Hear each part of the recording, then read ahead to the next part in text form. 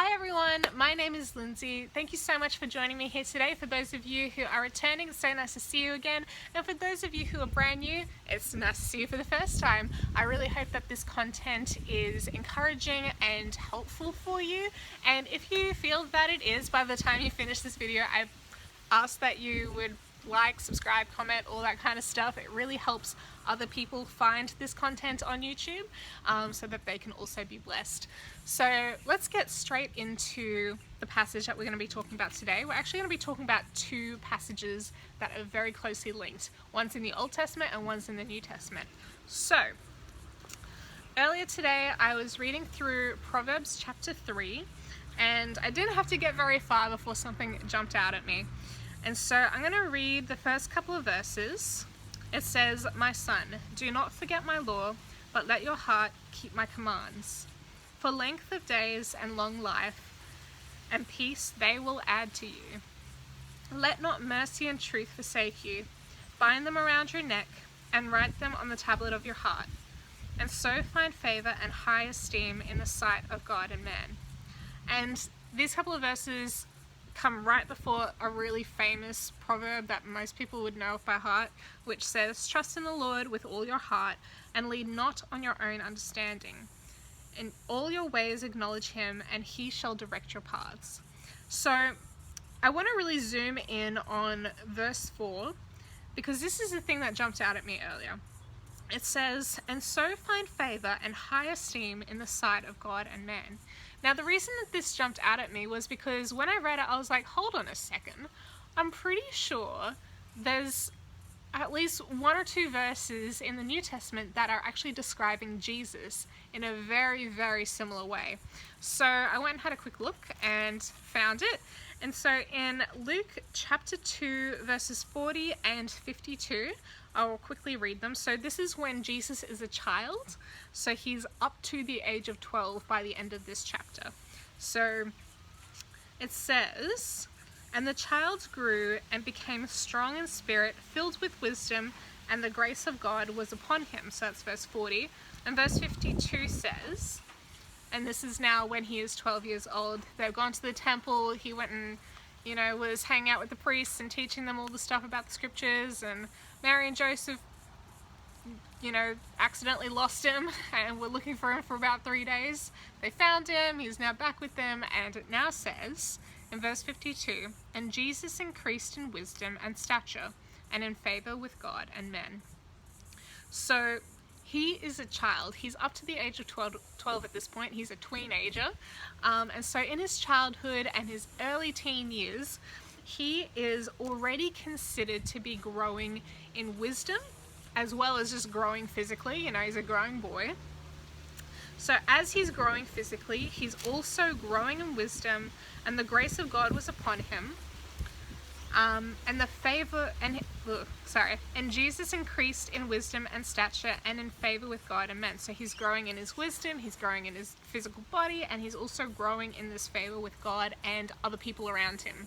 Basically, anyone who knows him is like, "We like that guy, he's a cool kid." As well as God's like, "Yeah, I love my son, obviously." And dropped my pencil. Okay, so I find this interesting for a few reasons. So if we go back to Proverbs chapter 3 for a minute, Solomon is writing this 3,000 years ago. He's writing the book of Proverbs approximately 1000 BC. So he's writing it to my son, and he starts off a bunch of the chapters by addressing my son, whoever that might be. It might be his actual son, or it might just be the next generation of young people that he wants to pass on all of this wisdom and knowledge to. And actually, before we go any further, I just want to touch on what wisdom actually is. So wisdom is essentially practical. It is applied knowledge. It's not just head knowledge, it's heart knowledge. It's what we know based on what we see other people doing around us, or what we know from deep within us that we live out to live a good life. As it says in verse 1, so Proverbs chapter 3 verse 1, it says, "My son, do not forget my law, but let your heart keep my commands. So law and commands are all part of wisdom. For length of days and long life and peace they will add to you. So when we live according to wisdom, according to God's law and his commands, we are going to, the principle is that we are going to have a long life and a peaceful life, a long and peaceful life. So this is the way to live a good life, essentially, is to live according to the principles of wisdom.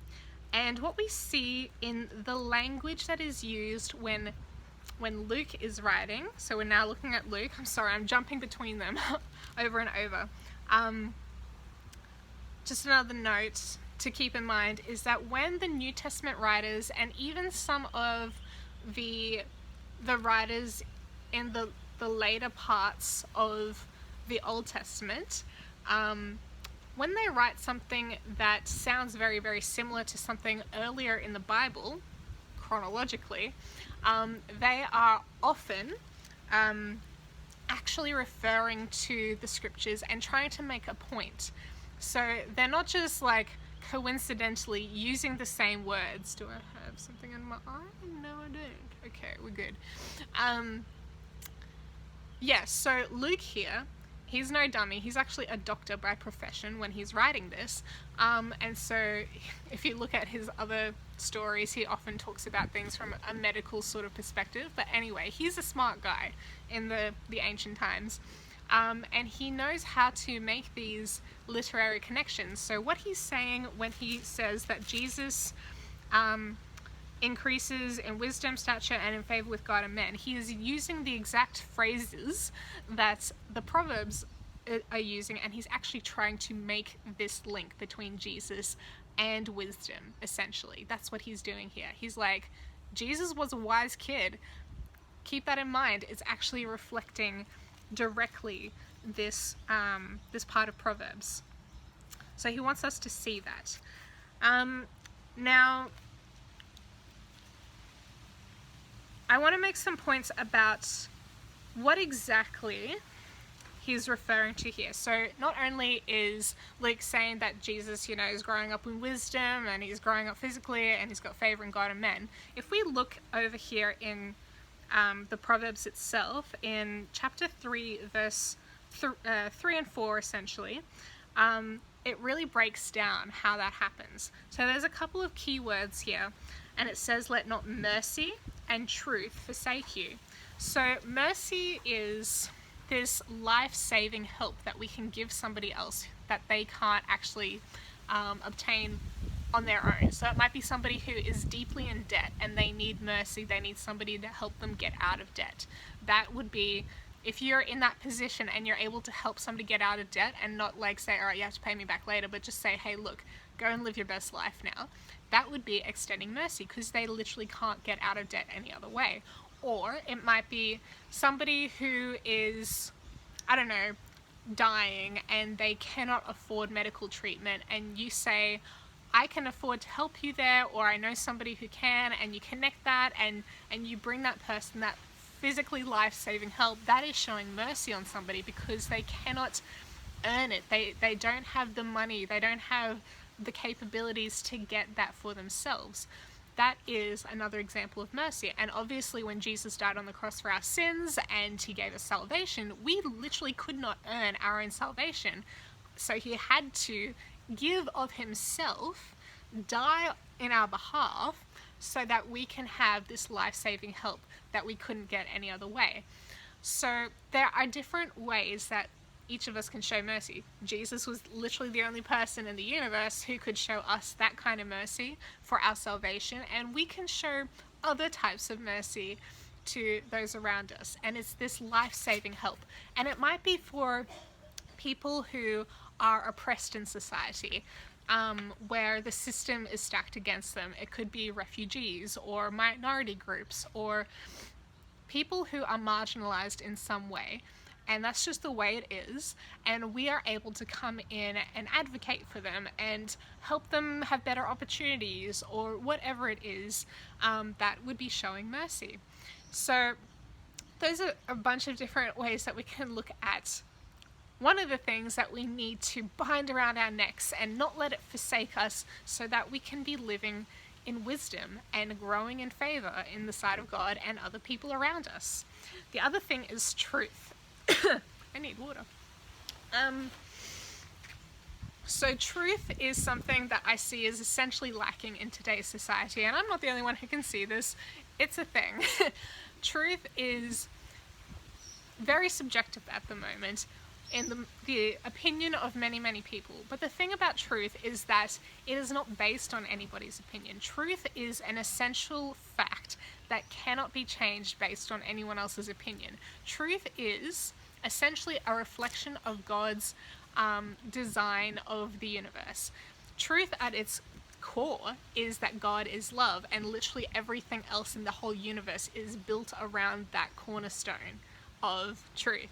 God is love. That's the essence of the universe, and then because of love, he created things and he made them in a particular way, and he has order in the universe, and he is just as well as merciful.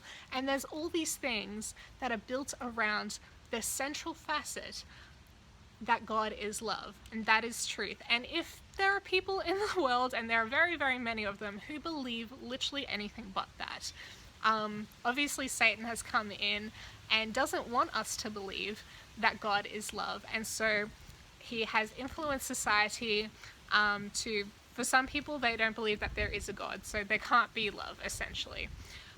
Or they make up their own rules about what love actually is, or there's literally so many things that people believe, and it's all so confusing. Every other person has their own sort of view on the universe and how it all kind of works, whether it's from different religions or atheism or philosophy or politics or whatever it could be.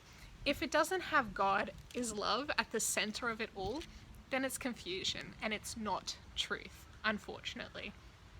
So it's something that here it's saying in verse 3, let not mercy and truth forsake you. And this word forsake means basically leave you behind. Don't let it leave you. So in order to keep it close, you need to bind it around your neck, it says. You've got to tie it up. And I was randomly imagining, as I was reading this, like getting a pair of jeans and tying the legs around your neck. So I don't know why jeans came to mind. It makes no sense, but just getting, I don't know, the legs of the jeans or whatever and tying it around your neck was just the image that popped into my mind. So you can not have your jeans walk off from you. I don't know.